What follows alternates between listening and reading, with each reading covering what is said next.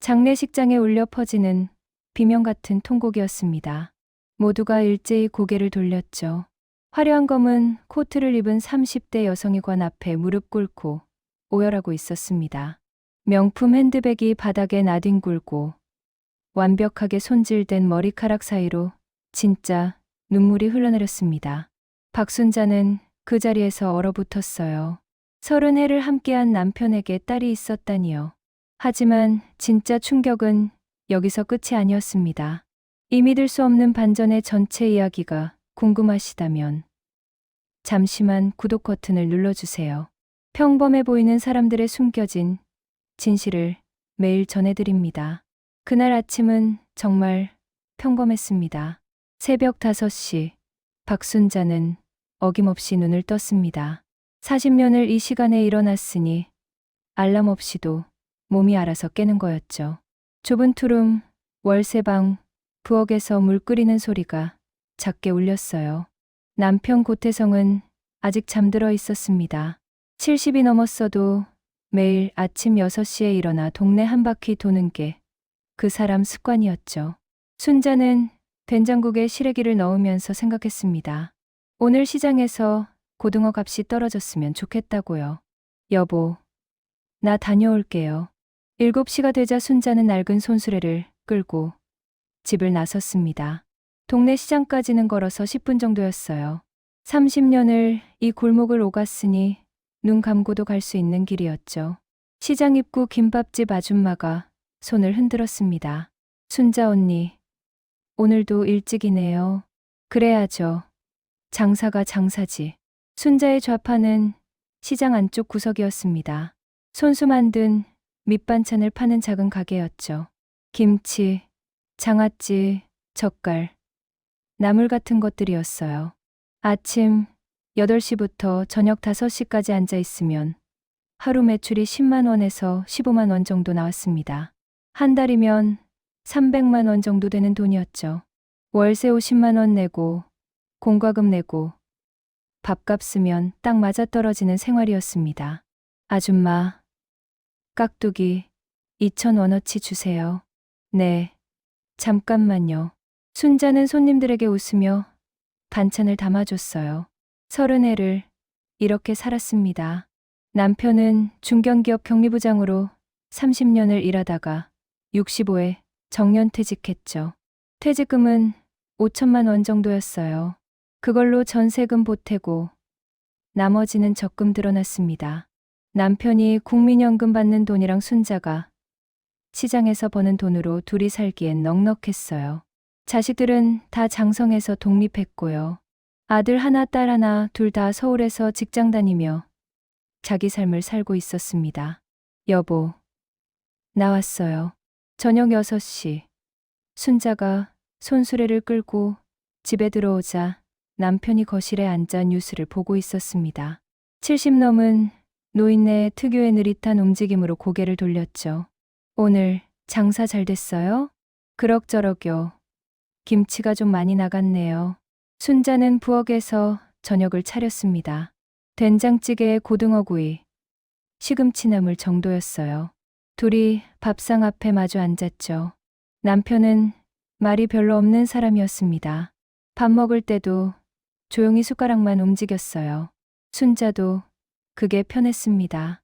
30해를 함께 살다 보면 굳이 말 안 해도 서로 통하는 게 있었죠. 내일 병원 가봐야 할 것 같아요. 그런데 그날 저녁 남편이 처음으로 이상한 말을 꺼냈습니다. 순자가 고개를 들었어요. 왜요? 어디 아파요? 아침부터 가슴이 좀 답답하더라고요. 나이가 나이니까 검사 한번 받아볼까 해서요. 순자는 별일 아니겠거니 했습니다. 남편은 평생 큰 병 한 번 없이 건강하게 살아온 사람이었죠.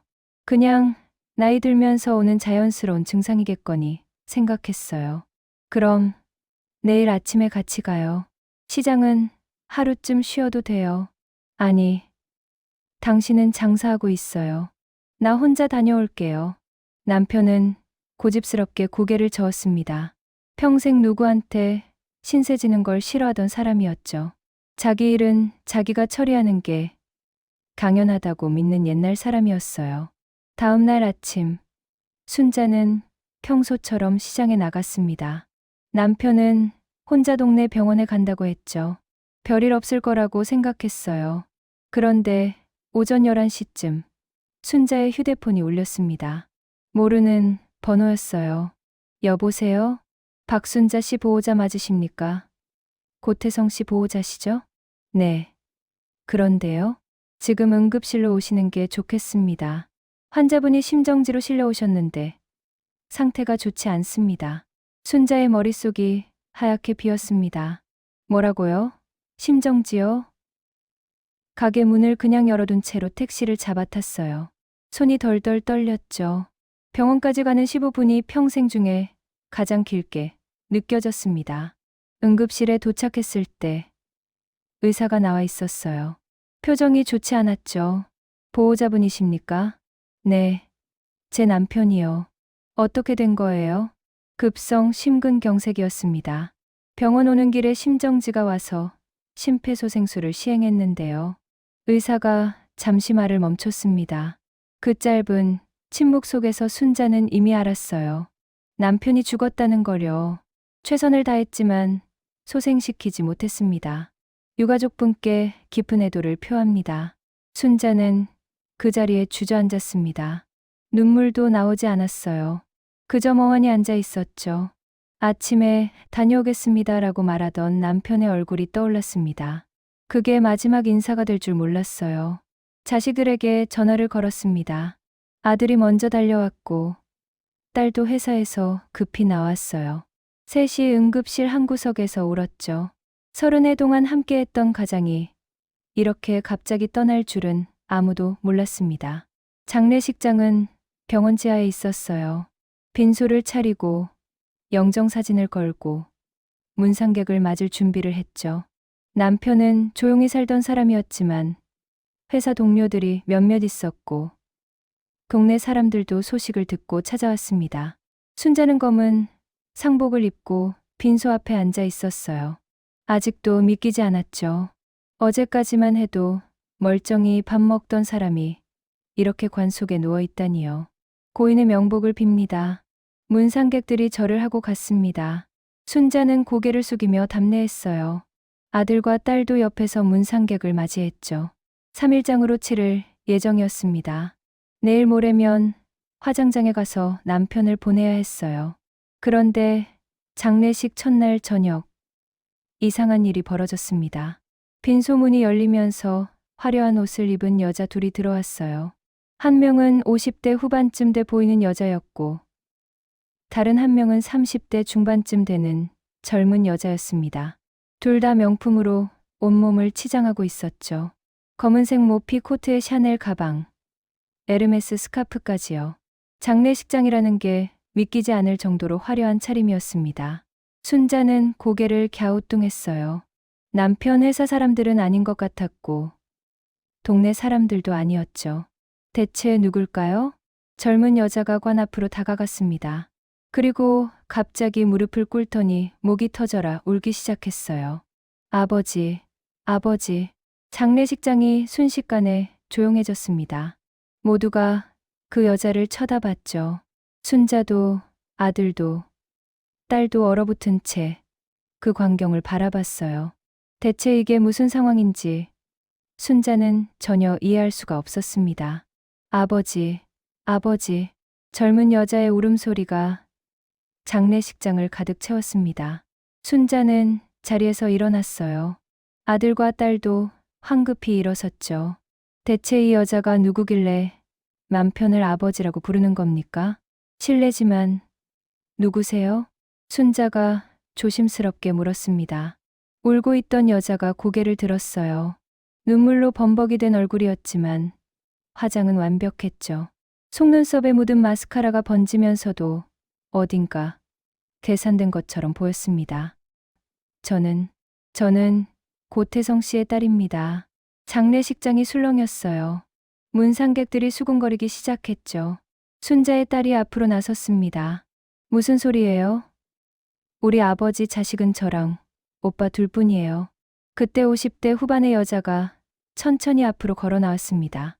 모피, 코트 자락이 바닥을 쓸었죠. 그 여자가 입을 열었어요. 저는 강미선입니다. 고태성 씨와 20년을 함께 살았어요. 순자의 머리가 멍해졌습니다. 20년이요? 함께 살았다고요? 말도 안 돼요. 우리 엄마가 아버지랑 30년을 살았는데 당신이 무슨... 아들이 버럭 소리를 질렀습니다. 하지만 강미선은 침착했어요. 핸드백에서 서류 봉투를 꺼냈죠. 이게 증거입니다. 태성 씨 명의로 된 강남 아파트 등기부등본이에요.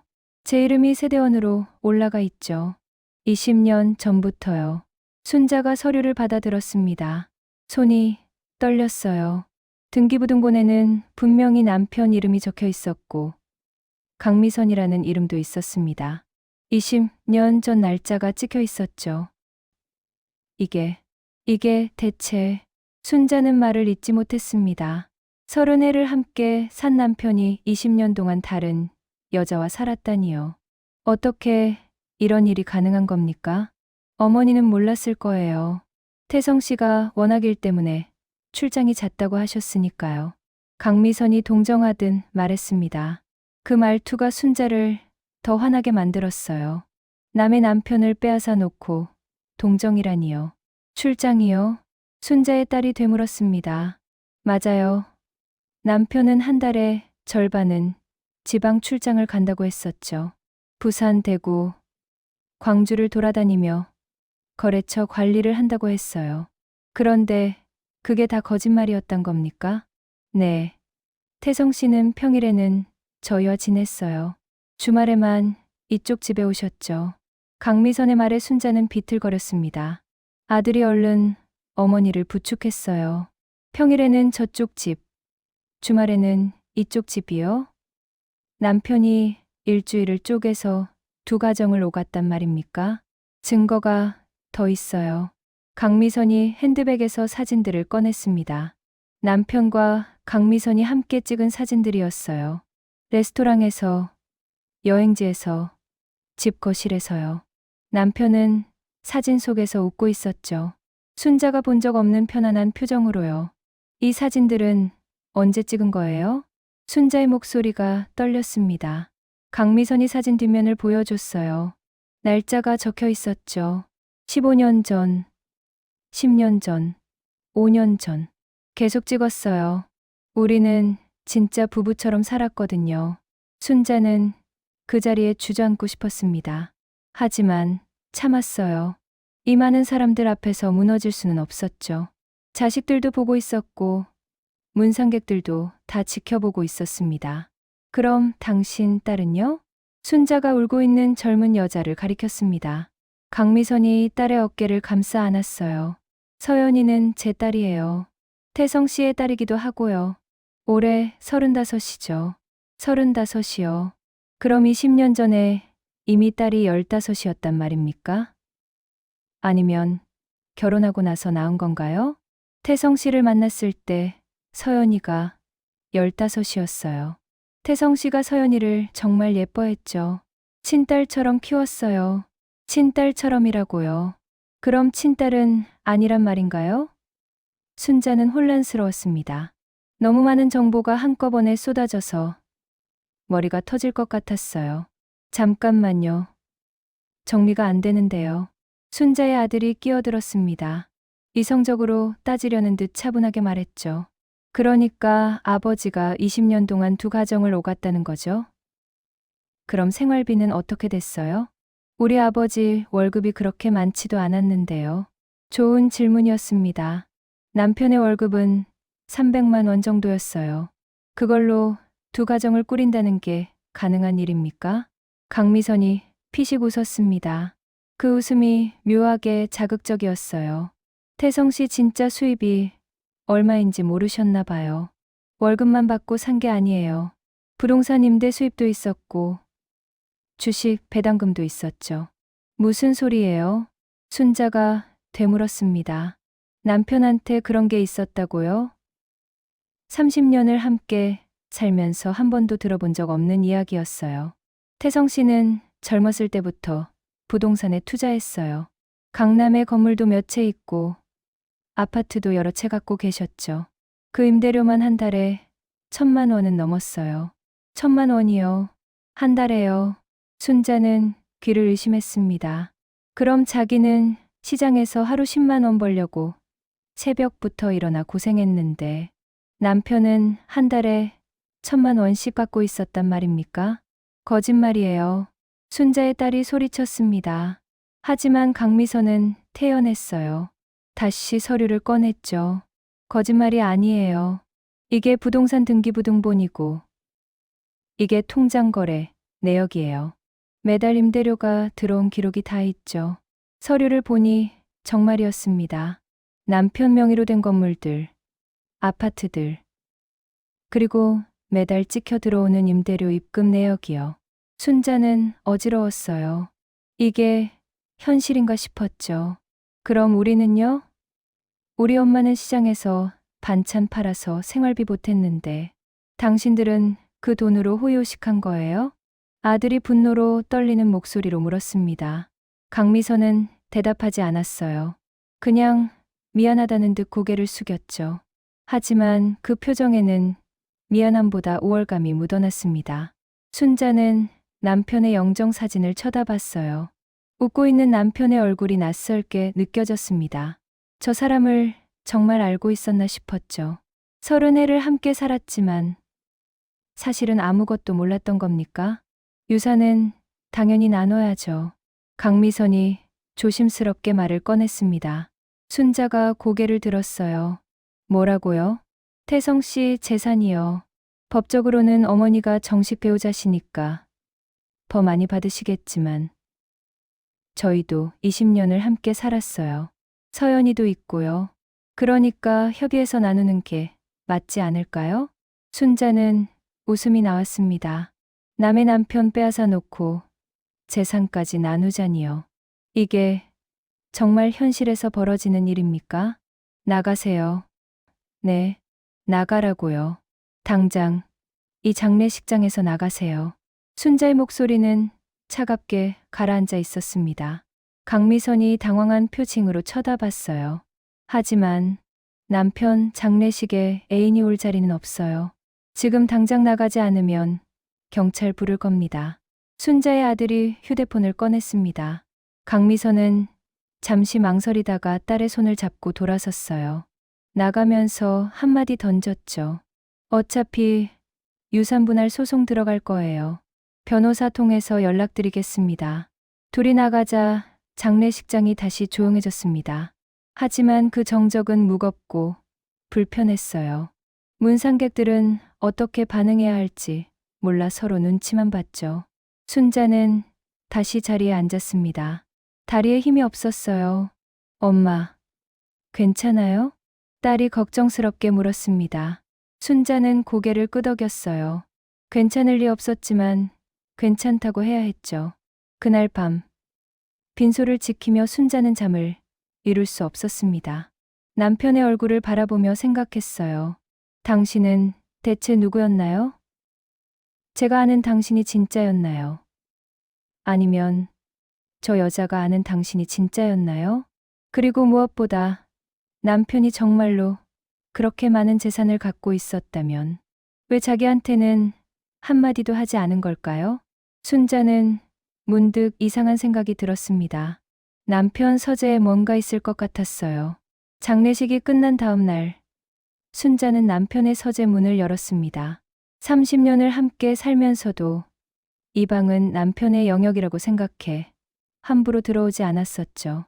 작은 책상 하나, 낡은 책장 하나가 전부인 방이었어요. 순자는 책상 서랍을 열기 시작했습니다. 첫 번째 서랍에는 오래된 영수증들이 있었어요. 회사 경비, 처리용 자료들이었죠. 두 번째 서랍에는 통장 몇 개가 있었습니다. 순자가 아는 통장들이었어요. 국민연금 들어오는 통장, 적금 통장, 생활비 통장이요.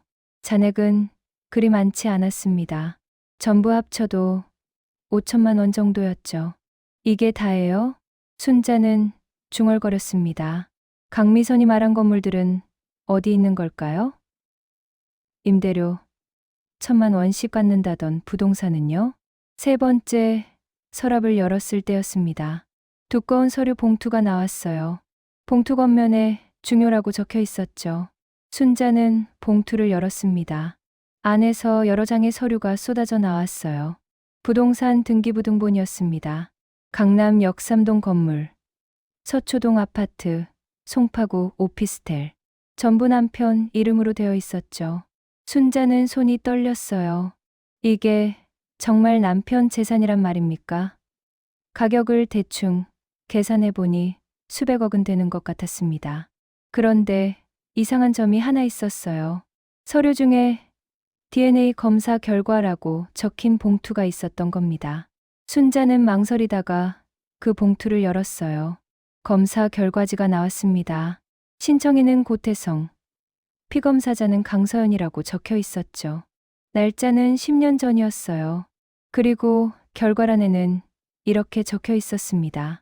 부녀 관계 성립 가능성 0%. 순자는 숨이 멎는 것 같았습니다. 이게 무슨 뜻인가요? 서연이가 남편의 친딸이 아니라는 겁니까? 그럼 강미선이 거짓말을 한 건가요? 순자는 다시 서류를 살펴봤어요. DNA 검사 결과지 뒤에 탐정 보고서가 붙어 있었습니다. 사진들이 잔뜩 첨부되어 있었죠.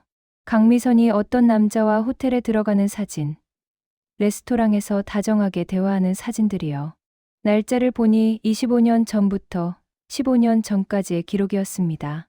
남편이 이걸 알고 있었어요? 순자는 혼잣말을 했습니다. 10년 전에 DNA 검사를 했다는 건 그때부터 알고 있었다는 뜻 아닙니까?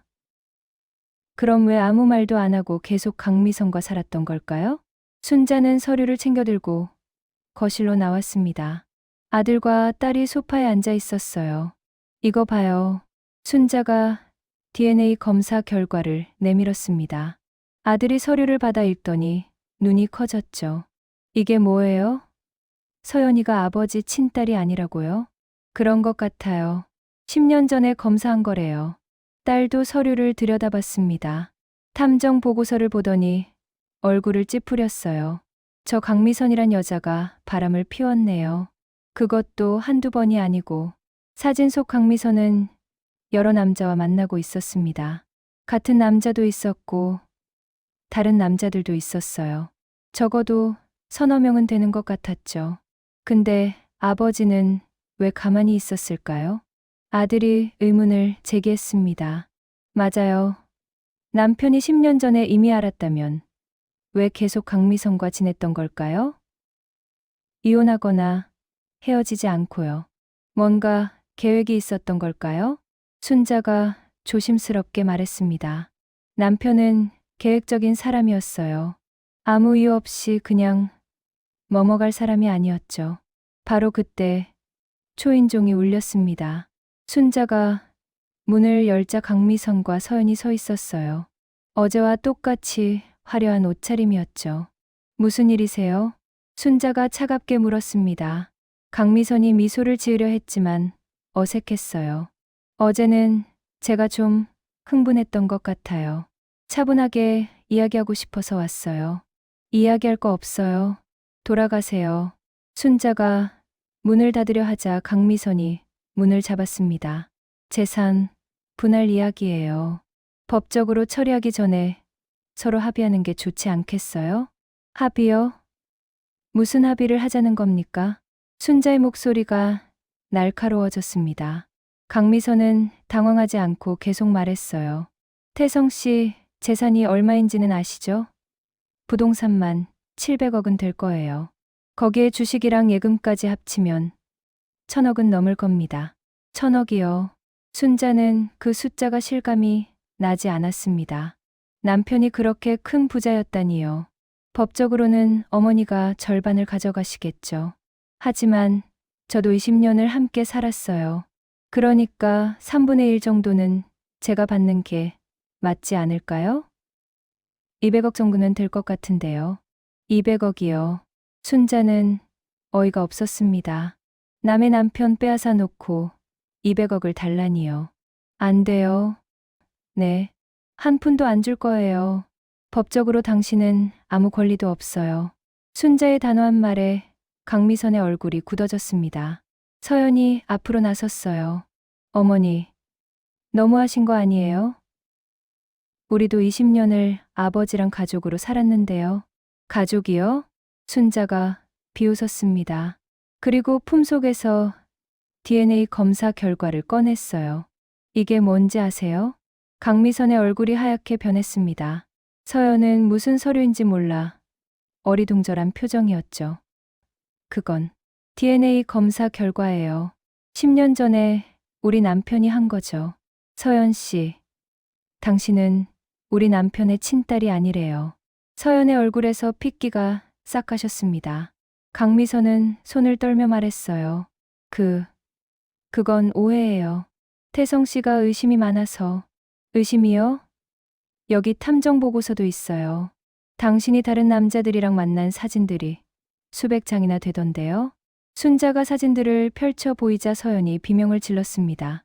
엄마, 이게 뭐예요? 아버지가 친아버지가 아니라니. 그게 무슨 소리예요? 서연아, 그건 말도 안 돼. 거짓말이죠. 서연이 강미선을 흔들었습니다. 강미선은 대답하지 못했어요. 그 침묵이 모든 걸 말해주고 있었죠. 나가세요. 당장요. 순자가 문을 활짝 열었습니다. 강미선이 울먹이며 말했어요. 어머니, 제발 경찰 부르기 전에 나가세요. 우리 남편 재산에 손대려고 하지 마세요. 법적으로 당신들은 아무 관계도 아니에요. 강미선은 더 이상 할 말이 없었습니다. 서연을 데리고 복도로 나갔어요. 문이 닫히기 직전 순자는 강미선의 얼굴을 봤습니다. 분노와 절망이 섞인 표정이었죠. 문을 닫고 나서 순자는 소파에 주저앉았습니다. 아들이 물 한 잔을 가져다 줬어요. 엄마, 괜찮아요? 응, 괜찮아. 하지만 괜찮지 않았습니다. 남편이 왜 이런 서류를 숨겨뒀을까요? 10년 전에 이미 알았으면서 얘 계속 강미선과 살았던 걸까요? 그리고 무엇보다 왜 순자한테는 한마디도 하지 않았던 걸까요? 순자는 다시 서재로 들어갔습니다. 뭔가 더 있을 것 같았어요. 남편이 남긴 메시지가 분명 어딘가에 있을 거라는 확신이 들었죠. 책장 뒤편을 뒤지다가 두꺼운 파일 하나를 발견했습니다. 유언장이라고 적혀 있었어요. 유언장이라는 글자를 보는 순간 순자의 손이 멈췄습니다. 남편이 유언장을 써놨다니요. 언제 쓴 걸까요? 어떤 내용이 담겨 있을까요? 순자는 파일을 조심스럽게 열었어요.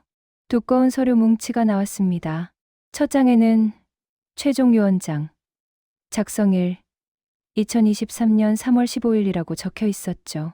올해 초에 쓴 거였어요. 남편이 죽기 불과 8개월 전이었습니다. 순자는 유언장을 읽기 시작했어요. 첫 문장부터 가슴이 철렁 내려앉았죠. 나 고태성은 온전한 정신으로 이 유언장을 작성합니다. 본 유언장은 공증을 받았으며 법적 효력을 갖습니다. 공증까지 받았다고요.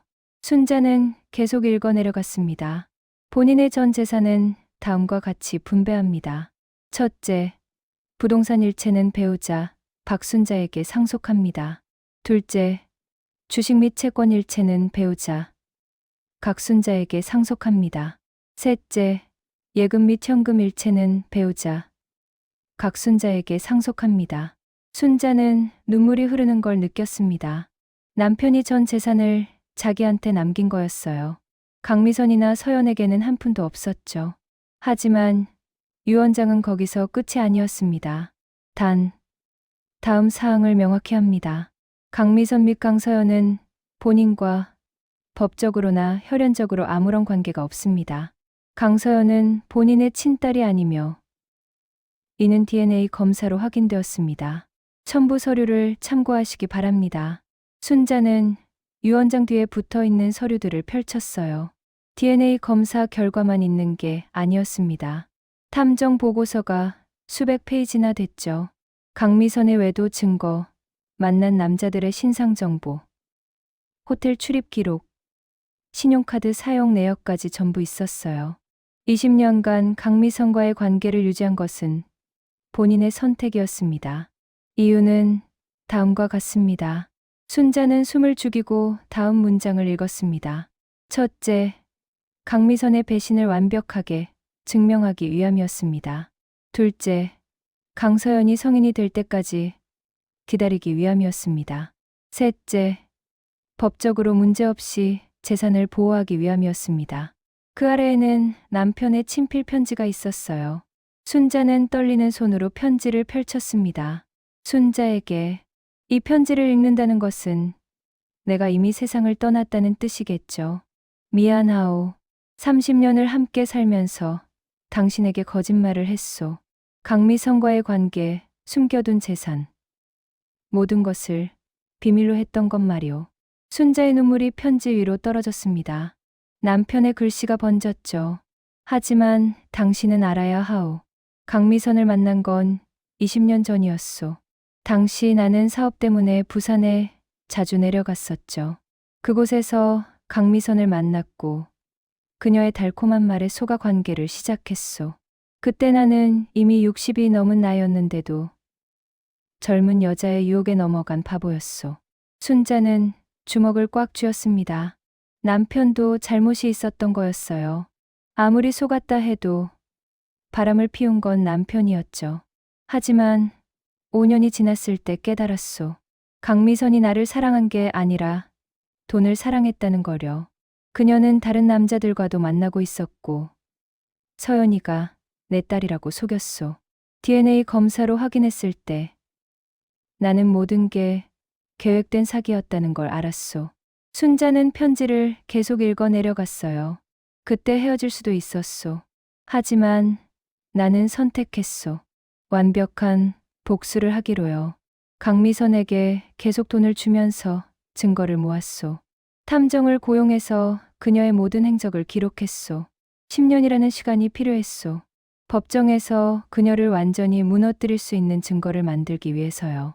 순자는 소름이 돋았습니다. 남편이 10년 동안 복수를 계획했다니요.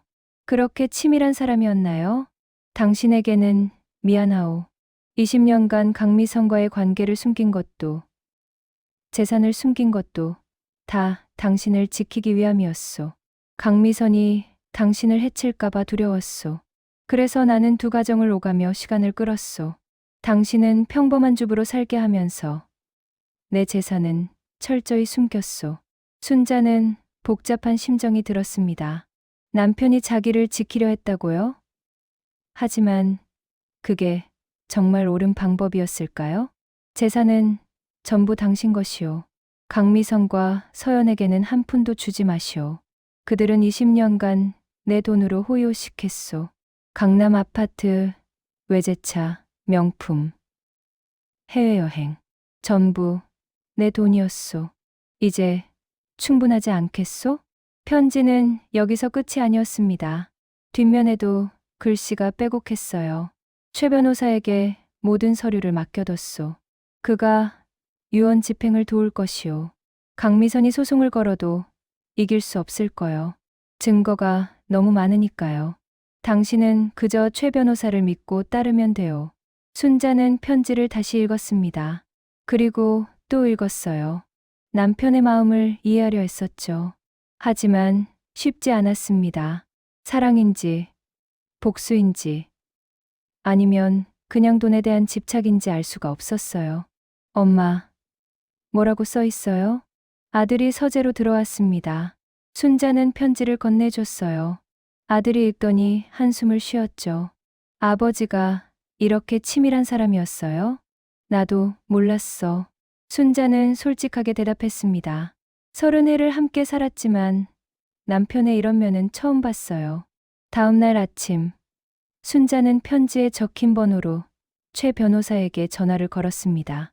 변호사는 예상했다는 듯 차분한 목소리로 말했어요. 박순자 여사님이시죠? 기다리고 있었습니다. 오늘 오후에 사무실로 오실 수 있으신가요? 네, 그러죠. 오후 3시, 순자는 서초동에 있는 법무법인을 찾아갔습니다. 고급스러운 건물의 20층이었어요. 접수 직원이 안내해준 방으로 들어가자 60대 남자가 일어나 인사했죠. 고태성 씨의 오랜 친구이자 변호사 최영민입니다. 앉으시죠. 순자는 소파에 앉았습니다. 최 변호사가 두꺼운 파일을 꺼내며 말했어요. 태성 씨로부터 30년 전부터 법률 자문을 해왔습니다. 그의 모든 재산 관리도 제가 맡았고요. 유언 집행도 당연히 제 몫이죠. 제 남편 재산이 정확히 얼마예요? 순자가 직접적으로 물었습니다. 최 변호사가 서류를 펼쳤어요. 부동산 시가 총액이 750억, 주식이 200억, 예금이 100억입니다. 합계 1050억 원 정도 되겠습니다. 순자는 그 숫자를 듣고도 실감이 나지 않았습니다. 1000억이 넘는 돈이라니요.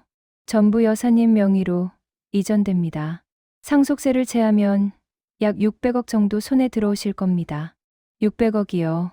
평생 시장에서 반찬 팔며 살았던 순자에게는 상상도 할 수 없는 금액이었어요. 강미선 씨가 소송을 제기할 가능성이 높습니다. 하지만 걱정하지 마세요. 태성 씨가 준비해둔 증거가 워낙 완벽해서 그쪽이 이길 확률은 제로입니다.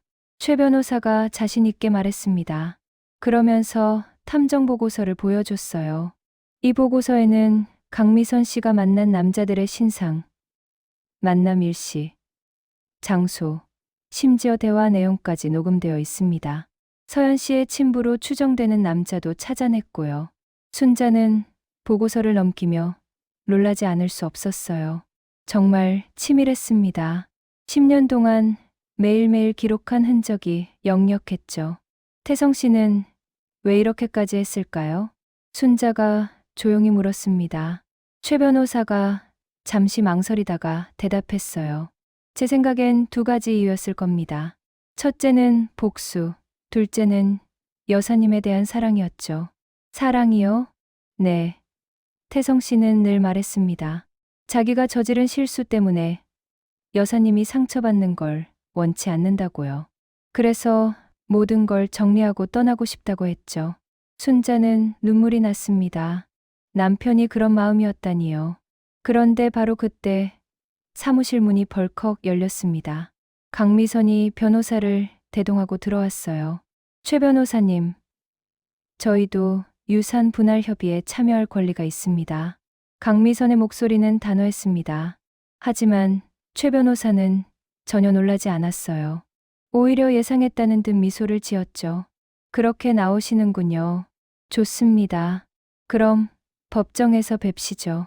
일주일 후 순자는 최 변호사 사무실에 다시 왔습니다. 오늘은 유언장 공식 개봉식이 있는 날이었어요.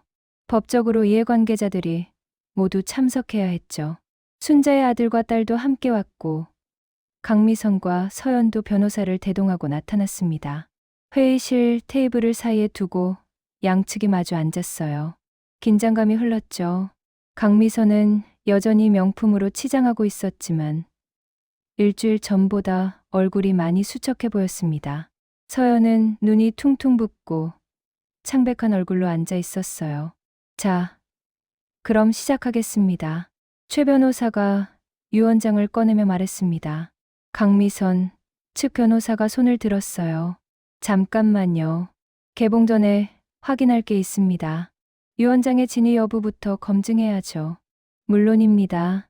이 유언장은 올해 3월 15일 공증인 앞에서 작성되었습니다. 여기 공증, 번호와 공증인 서명이 있죠. 최 변호사가 서류를 보여주자 강미선 측 변호사는 할 말이 없었습니다. 공증까지 받은 유언장은 법적으로 완벽했으니까요. 그럼 낭독하겠습니다. 나 고태성은 온전한 정신으로. 최 변호사가 유언장을 읽기 시작했어요. 순자는 이미 내용을 알고 있었지만 공식적으로 듣는 건 또 다른 느낌이었죠. 강미선과 서연의 얼굴이 점점 굳어갔습니다. 본인의 전 재산은 배우자 박순자에게 상속합니다. 그 한 문장에 강미선이 자리에서 벌떡 일어났어요. 말도 안 돼요. 저도 20년을 함께 살았는데. 앉으세요. 강미선 씨. 아직 끝나지 않았습니다. 최 변호사가 차분하게 말했습니다. 강미선은 떨리는 다리로 다시 앉았어요. 다음 사항을 명확히 합니다. 강미선 및 강서연은 본인과 법적으로나 혈연적으로 아무런 관계가 없습니다. 서연이 숨을 헐떡였습니다. 강미선이 서연의 손을 꽉 잡았죠. 강서연은 본인의 친딸이 아니며 이는 DNA 검사로 확인되었습니다. 거짓말이에요. 서연이 소리쳤습니다. 하지만 최 변호사는 멈추지 않았어요. 증거, 자료 1호. 최 변호사가 서류를 테이블 위에 펼쳤습니다. DNA 검사 결과지였어요. 2013년 5월 20일 서울대학교 병원에서 실시한 DNA 검사입니다. 고태성 씨와 강서연 씨의 부녀 관계 성립 가능성은 0%로 나왔습니다. 서연의 얼굴에서 핏기가 완전히 사라졌어요. 강미선은 입술을 깨물며 고개를 숙였죠. 증거, 자료 2호. 이번에는 두꺼운 파일이 나왔습니다. 사진들이 쏟아져 나왔어요. 탐정, 조사 보고서입니다. 2010년부터 2023년까지 13년간의 기록이죠. 사진 속에는 강미선이 여러 남자들과 함께 있었습니다. 호텔 입구에서, 레스토랑에서, 승용차 안에서요. 날짜와 시간이 모두 기록되어 있었죠. 특히 이 남자를 주목하시죠. 최 변호사가 한 남자 사진을 확대해서 보여줬습니다. 40대 후반쯤 되어 보이는 남자였어요. 김성호 씨, 당시 45세. 부산에서 수입차 딜러로 일했습니다. 강미선 씨는 25년 전부터 이 남자와 관계를 맺었고요. 강미선이 테이블을 쳤습니다. 그만해요. 이게 무슨 모욕이에요. 모욕이 아닙니다. 사실을 말하는 겁니다. 최 변호사는 냉정했어요. 다음 서류를 꺼냈죠.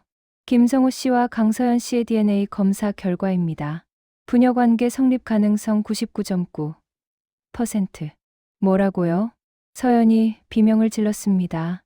강미선은 얼굴을 손으로 가렸어요. 즉, 강서연 씨의 친부는 고태성 씨가 아니라 김성호 씨입니다. 고태성 씨는 2013년에 이 사실을 알았고 그때부터 증거를 수집하기 시작했습니다. 순자는 강미선을 쳐다봤어요. 강미선은 완전히 무너진 상태였죠. 서연은 울고 있었습니다. 엄마, 이게 사실이에요? 아버지가 친아버지가 아니라고요? 강미선은 대답하지 못했어요. 그 침묵이 모든 걸 인정하는 것이었죠. 더 있습니다. 최 변호사가 계속해서 서류를 꺼냈습니다. 이번에는 통장 거래, 내역이었어요.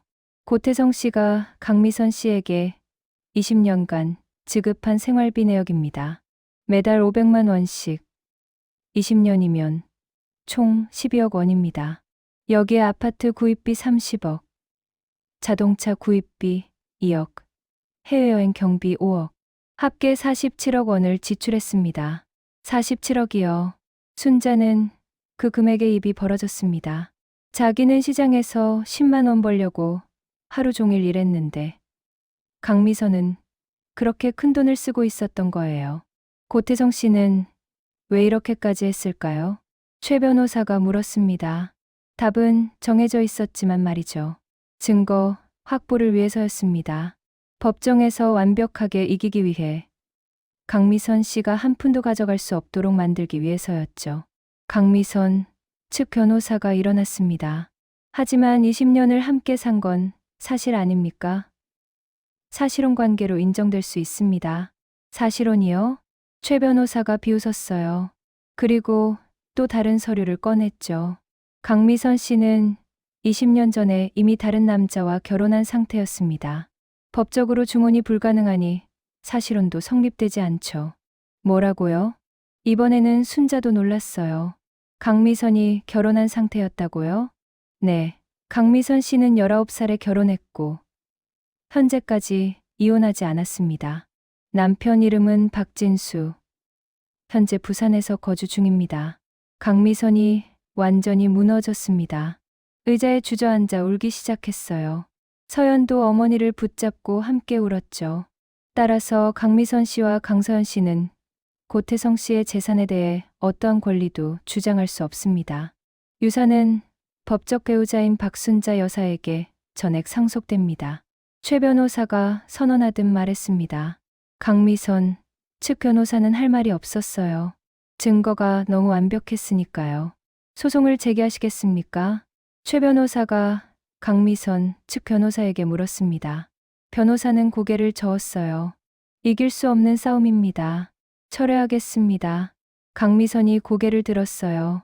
눈물 범벅이 된 얼굴로 순자를 쳐다봤죠. 박순자 씨, 미안해요. 정말 미안해요. 순자는 대답하지 않았습니다. 미안하다는 말로 해결될 일이 아니었죠. 20년간 남편을 공유했고 47억을 쓰고 거짓말로 가득했던 관계였으니까요. 강미선과 서연은 비틀거리며 회의실을 나갔습니다. 순자는 그들의 뒷모습을 지켜봤어요. 화려했던 모습은 온데간데 없고 초라하게 무너진 모습만 남았죠. 회의실이 조용해졌습니다. 최 변호사가 순자에게 말했어요. 여사님, 이제 모든 게 정리됐습니다. 재산 이전 절차만 남았어요. 감사합니다. 순자가 고개를 숙였습니다. 최 변호사가 잠시 망설이다가 말했어요. 사실 한 가지 더 있습니다. 네. 태성 씨가 남긴 편지가 하나 더 있어요. 여사님만 읽으라고 했습니다. 최 변호사가 봉투를 건넸어요. 순자는 봉투를 받아 들었습니다. 무거웠죠. 집에 돌아와서 순자는 편지를 펼쳤습니다. 남편의 글씨였어요.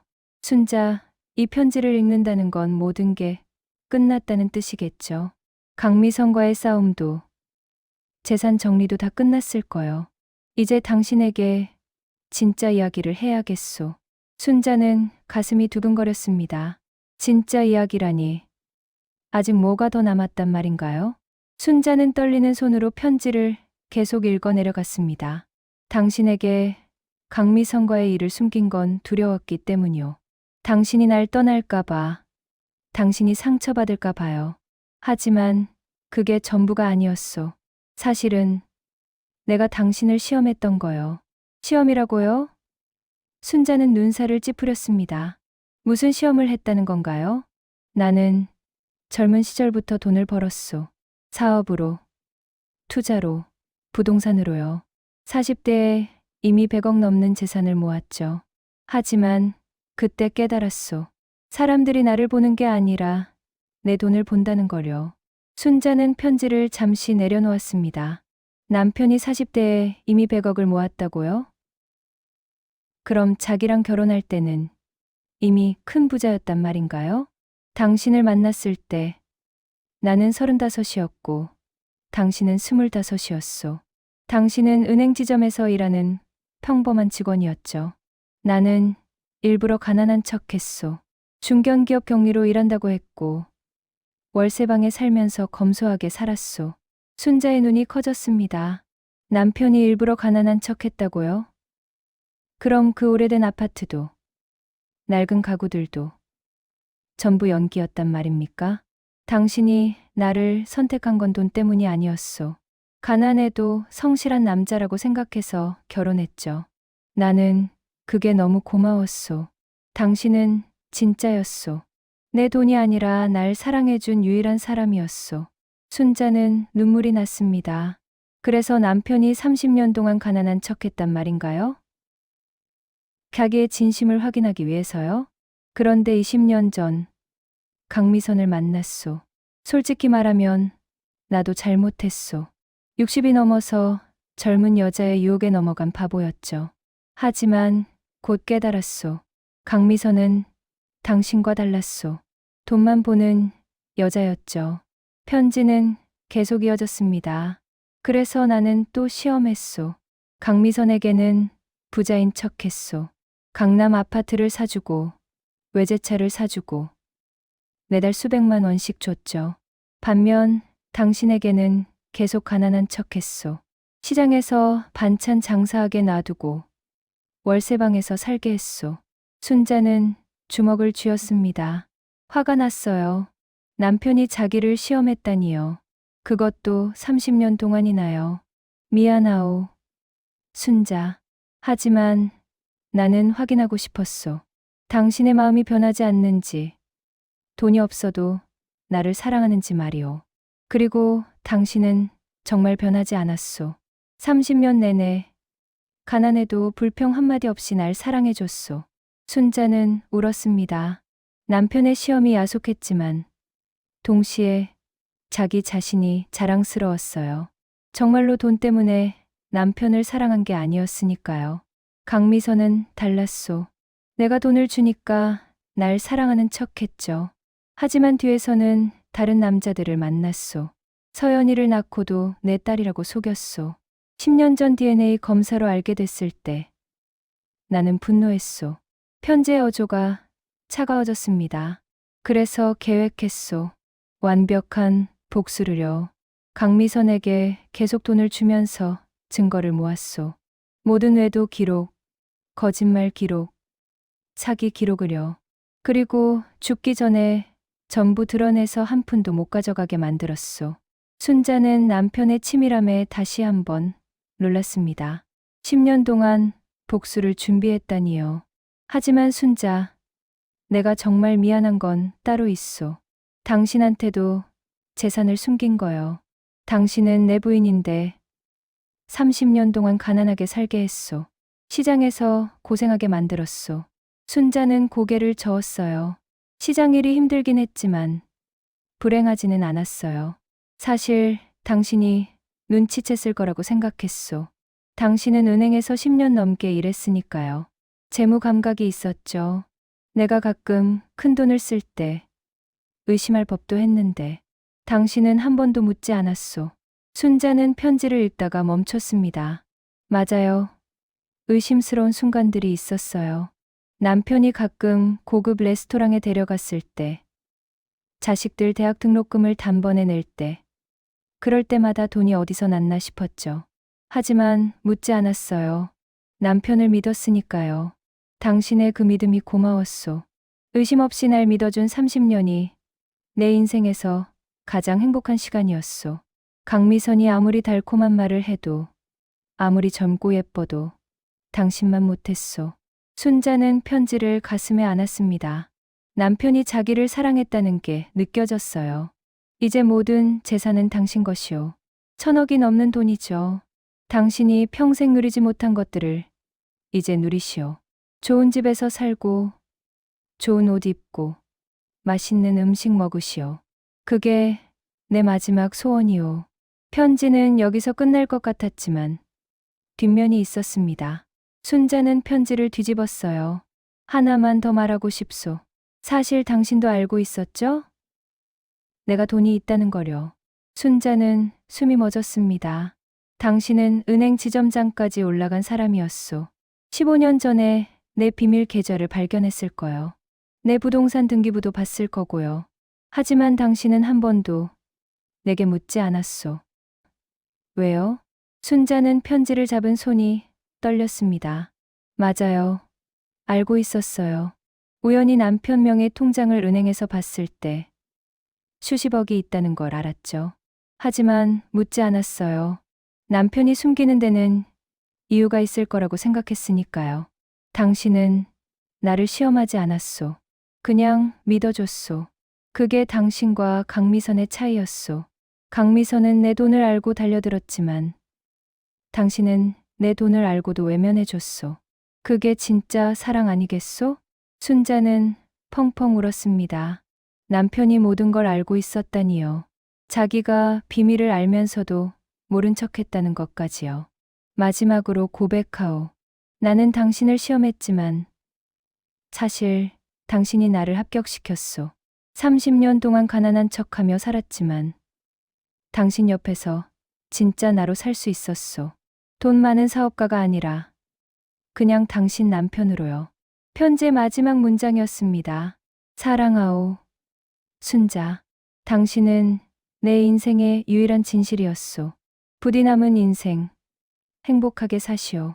순자는 편지를 내려놓고 한참을 울었습니다. 아들과 딸이 와서 어깨를 두드려줬어요. 순자는 자식들에게 편지를 보여줬죠. 아버지가 이런 마음이었구나. 아들이 편지를 읽으며 눈시울을 붉혔습니다. 딸도 울고 있었어요. 엄마는 알고 있었어요? 아버지한테 돈이 있다는 거요? 순자는 고개를 끄덕였습니다. 응, 알았어.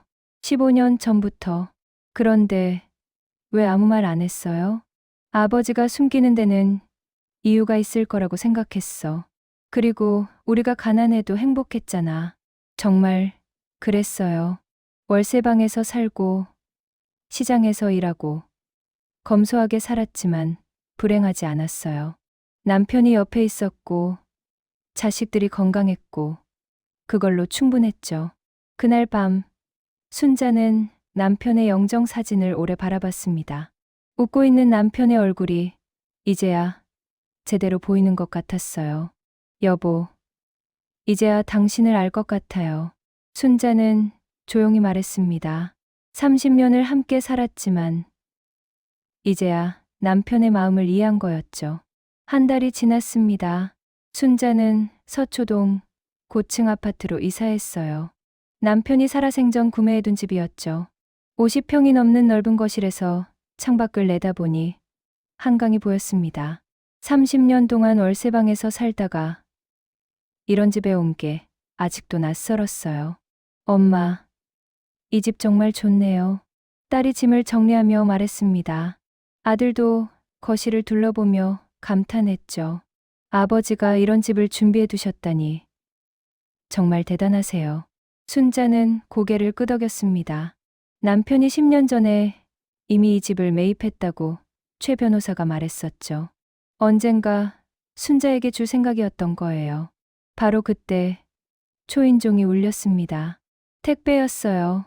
순자가 문을 열자 직원이 두꺼운 봉투를 건넸죠.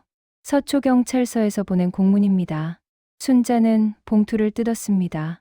안에는 법원 판결문이 들어 있었어요. 강미선에 대한 사기죄 판결문이었죠. 피고인 강미선은 20년간 피해자 고태성을 기망하여 총 47억 원 상당의 재물을 편취한 혐의로 징역 5년을 선고한다. 징역 5년이요. 순자는 복잡한 심정이었습니다.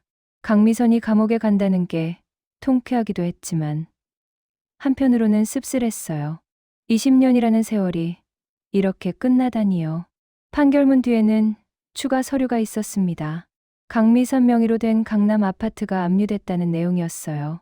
47억 중 일부를 변제하기 위해 강제 경매에 넘어갔다고 했죠. 외제차도 압류됐고 명품들도 전부 몰수됐습니다. 엄마, 강미선이 완전히 망했네요. 아들이 서류를 보며 말했습니다. 순자는 창밖을 바라봤어요. 그 사람도 불쌍하긴 해. 욕심이 과했던 거지. 바로 그 순간 순자의 휴대폰이 울렸습니다. 모르는 번호였어요. 받아보니 낯선 여자 목소리가 들렸죠. 박순자 씨 맞으십니까? 네. 그런데요? 저는 강서연입니다. 순자는 숨을 멈췄습니다. 서연이요? 왜 전화를 한 걸까요? 할 말이 있어서 전화드렸어요. 만날 수 있을까요? 순자는 잠시 망설였습니다. 서연을 만난다는 게 편한 일은 아니었죠. 하지만 거절할 이유도 없었어요. 좋아요. 어디서 만날까요?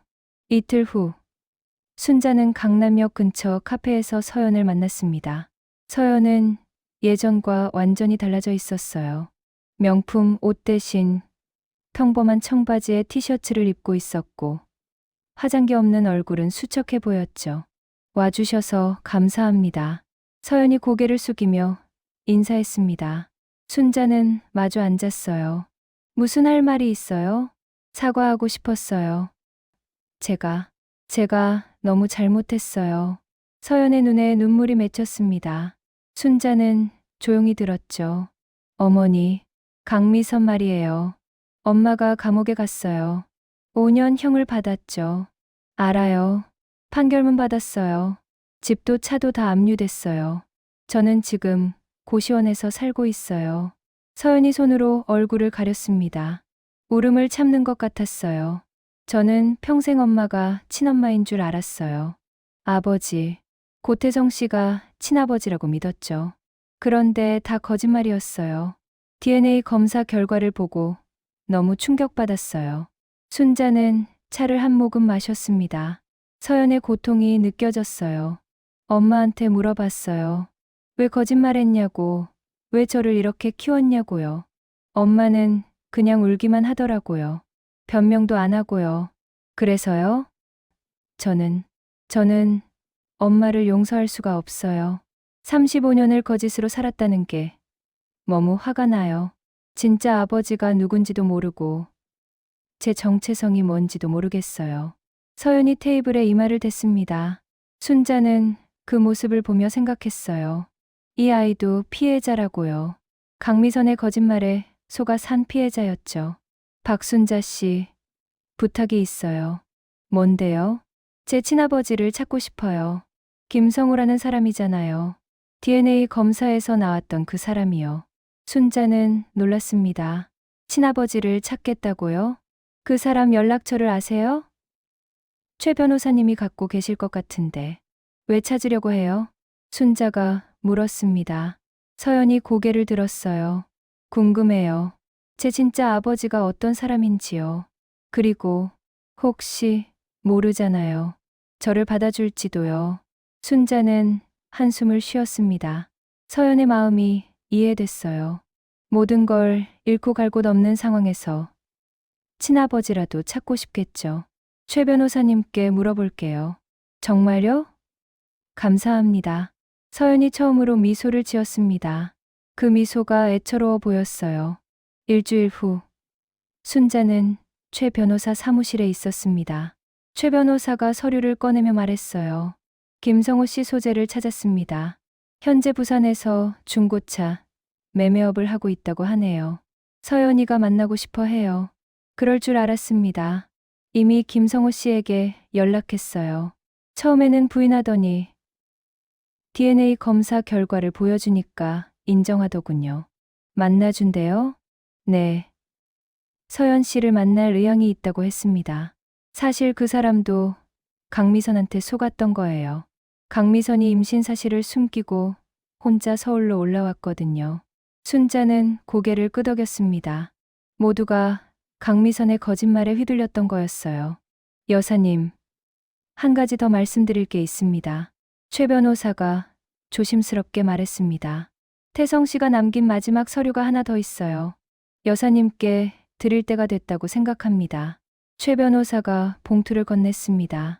봉투 겉면에는 이렇게 적혀 있었어요. 순자에게 모든 게 끝난 후에 읽어주시오. 순자는 봉투를 열었습니다. 안에는 통장 하나와 편지가 들어 있었어요. 이 통장은 당신이 15년 전부터 관리한 계좌요. 당신 명의로 된 비밀 계좌죠. 순자는 통장을 펼쳤습니다. 잔액이 100억 원이었어요. 깜짝 놀라 최 변호사를 쳐다봤죠. 이게 뭐예요? 태성 씨 말씀으로는 여사님이 15년 전에 남편 재산 관리를 도와주기 시작했다고 하더군요. 은행 지점장 출신이시니까 재무 감각이 뛰어나셨죠. 부동산 매매 타이밍, 주식 투자 조언, 전부 여사님 덕분이었다고 하시더라고요. 순자는 기억했습니다. 맞아요. 15년 전에 우연히 남편 계좌를 발견하고 나서 남편에게 투자 조언을 해줬었어요. 남편도 가끔 중요한 결정을 할 때 순자에게 물어봤죠. 하지만 이렇게 따로 돈을 준비해뒀을 줄은 몰랐어요. 태성 씨 말씀이 이건 여사님 몫이라고 하셨습니다. 여사님이 번 돈이라고요. 순자는 편지를 읽었습니다. 순자, 당신은 내 재산 관리자였소. 15년간 당신 조언으로 재산이 2배로 늘었소. 200억은 당신이 번 돈이요. 마음껏 쓰시오. 순자는 눈물이 났습니다. 남편이 마지막까지 자기를 생각해 줬다니요. 2달 후, 순자는 부산행 KTX에 앉아 있었습니다. 서연과 함께였어요. 오늘은 서연이 친아버지 김성호를 만나는 날이었죠. 순자가 동행하기로 한 거였습니다. 떨려요. 서연이 손을 비비며 말했습니다. 순자가 서연의 손을 꽉 잡아줬어요. 괜찮을 거예요. 김성호 씨도 당신을 만나고 싶어 했으니까요. 부산역에 도착하자 50대 중반쯤 되어 보이는 남자가 서 있었습니다. 김성호였어요. 평범한 체격의 수수한 옷차림이었죠. 서연을 보자마자 그의 눈이 커졌습니다. 서연이, 맞죠? 김성호의 목소리가 떨렸습니다. 서연도 울먹였어요. 네, 저예요. 둘은 한참을 서로를 쳐다보기만 했습니다. 35년 만의 만남이었죠. 순자는 조용히 물러나 있었어요. 미안해요. 아버지가 당신을 버렸던 거나 다름없으니까요. 김성호가 먼저 사과했습니다. 서연이 고개를 저었어요. 아니에요. 아버지도 몰랐잖아요. 엄마가 숨겼으니까요. 강미선 씨가 임신했다고 말했으면 책임졌을 텐데요. 그땐 젊었지만 결혼할 생각도 있었어요.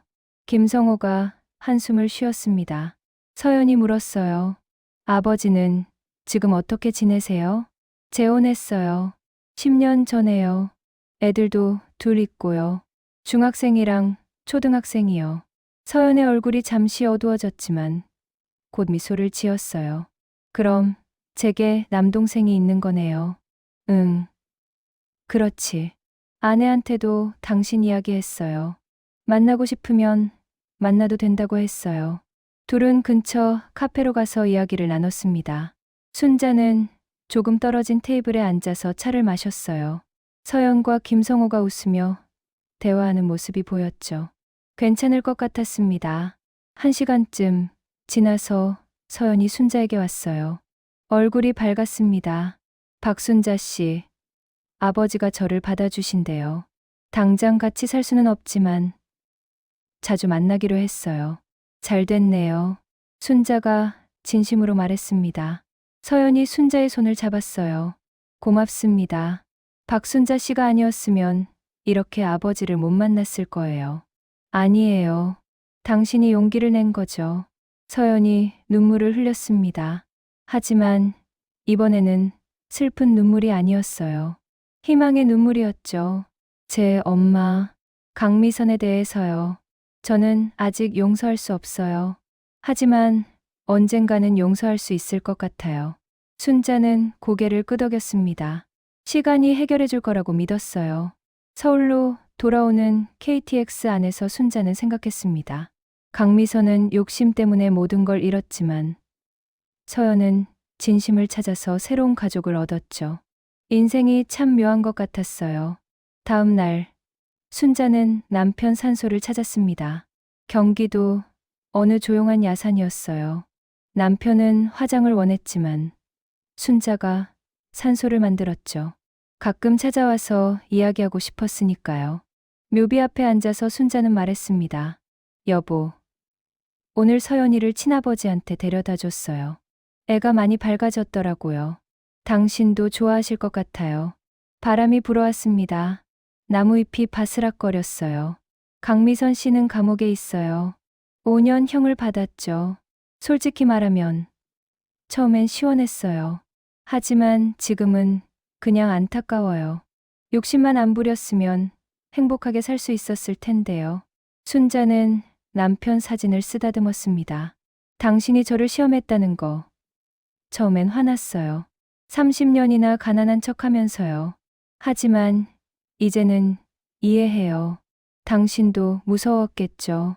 사람들이 돈만 보는 게요. 목이 메었습니다. 순자는 잠시 멈췄다가 계속했어요. 저도 고백할게요. 15년 전에 당신 비밀 계좌 발견했을 때 묻고 싶었어요. 왜 숨기냐고, 왜 나한테 말 안 하냐고요. 하지만 안 물었어요. 당신을 믿었으니까요. 당신이 하는 일엔 다 이유가 있을 거라고 생각했어요. 순자는 눈물을 닦았습니다. 그리고 솔직히 말하면요. 저도 가난한 척하는 게 편했어요. 돈 많으면 복잡해지잖아요. 시장에서 반찬 팔면서 사는 게 소박하지만 행복했어요. 당신이랑 둘이서 자식들이랑 함께요. 바람이 다시 불었습니다. 순자는 미소를 지었어요. 당신 100억짜리 선물 고마워요. 제가 번 돈이라고 했지만 사실은 당신이 번 거잖아요. 그래도 고마워요. 덕분에 이제 편하게 살 수 있어요. 순자는 일어나서 묘비를 쓰다듬었습니다. 근데 말이에요, 여보. 제가 그 돈으로 뭐 할지 알아요? 장학재단 만들 거예요. 가난하지만 공부하고 싶은 아이들 도와주는 거요. 당신도 젊었을 때 가난했잖아요. 그래서 돈의 소중함을 알았고요. 순자의 목소리가 단단해졌습니다. 그리고 강미선 씨 딸 서연이요. 그 애도 도와줄 거예요. 직접 돈을 주진 않을 거예요. 대신 직장 구하는 거 도와주고 필요하면 학비도 지원해 줄게요. 그 애는 피해자니까요. 묘비가 햇빛을 받아 반짝였습니다. 당신 복수는 성공했어요. 강미선은 모든 걸 잃었죠. 하지만 여보, 복수보다 더 중요한 게 있는 것 같아요. 용서요. 저는 강미선을 용서할 거예요. 언젠가요. 그게 제가 자유로워지는 길일 것 같아요. 순자는 깊은 숨을 쉬었습니다. 사랑해요, 여보. 30년 동안 고마웠어요. 가난한 척하면서도, 비밀 많으면서도 당신은 저를 진심으로 사랑했죠. 저도 당신을 사랑했어요. 지금도 사랑하고요. 순자는 마지막으로 묘비의 이마를 댔습니다. 그리고 천천히 산을 내려왔어요. 산소를 빠져나오는 길에 순자는 휴대폰을 꺼냈습니다. 딸에게 전화를 걸었어요. 여보세요. 엄마. 응. 나야. 오늘 저녁에 우리 집에서 밥 먹자. 오빠한테도 연락해. 같이 먹어야지. 알았어요, 엄마. 뭐 특별한 날이에요? 아니, 그냥 같이 먹고 싶어서. 가족끼리요. 전화를 끊고 순자는 하늘을 올려다봤습니다. 푸른 하늘에 구름이 천천히 흘러가고 있었어요. 남편이 저 위 어딘가에서 웃고 있을 것 같았죠. 30년을 함께 산 남편은 떠났지만 남편이 남긴 사랑은 남아 있었습니다. 그 사랑으로 순자는 새로운 인생을 시작할 수 있었어요. 가난한 척했던 남편, 비밀 많았던 남편, 하지만 자기를 진심으로 사랑했던 남편이요. 순자는 걸으며 생각했습니다. 진짜 사랑이 뭔지요. 돈이 있어도 없는 척할 수 있는 게 사랑이고, 비밀을 알아도 묻지 않는 게 사랑이고, 대신당해도 용서할 수 있는 게 사랑이었죠. 강미선은 돈을 사랑했고 모든 걸 잃었습니다. 하지만 순자는 사람을 사랑했고 모든 걸 얻었어요. 그게 인생의 진실이었죠. 순자는 집으로 향했습니다. 오늘 저녁엔 자식들과 함께 맛있는 밥을 먹을 거예요. 그리고 내일은 장학재단 설립을 위해 변호사를 만날 거고요. 모레는 서연이를 만나 직장 면접 준비를 도와줄 거예요. 앞으로 해야 할 일이 많았습니다. 하지만 순자는 행복했어요. 남편이 남긴 사랑을 나누며 살아갈 수 있으니까요. 산길을 빠져나와 택시를 잡아타며 순자는 마지막으로 뒤를 돌아봤습니다. 남편이 잠든 산이 저 멀리 보였어요. 안녕, 여보. 다음에 또 올게요. 순자는 조용히 손을 흔들었습니다. 그리고 앞을 바라봤죠. 새로운 인생이 기다리고 있었습니다.